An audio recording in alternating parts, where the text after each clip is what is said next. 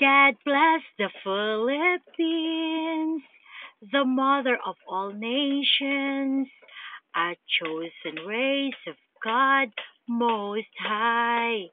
So I am very proud to be called as Filipino, a birthplace of the royalties, a headquarters of the brave, the shining armor of God for the last days, a handpicked new Israelites of the mother of Jesus Christ.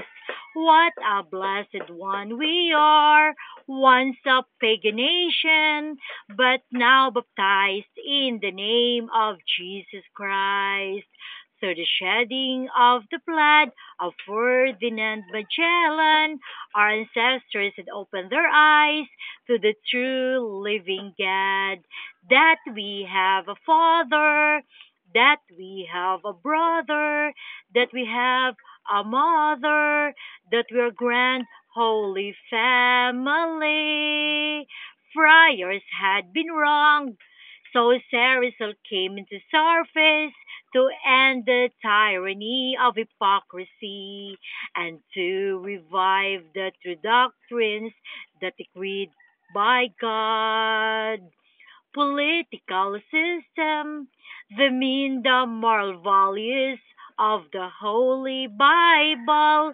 So like Jose Rizal, Ninoy Aquino appearance rescued once again the democracy of Filipino race, the return for a victorious death, and for the third time, the second return of Jesus Christ will be trumpeted through us as the Melchizedek priest of God Most High, the believers of the Blessed Virgin Mary as the last days of God Almighty.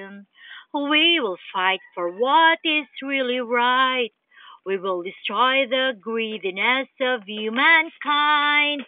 We will die for the sake of God Most High, restoring the treasurable sanctuary to where we really belong.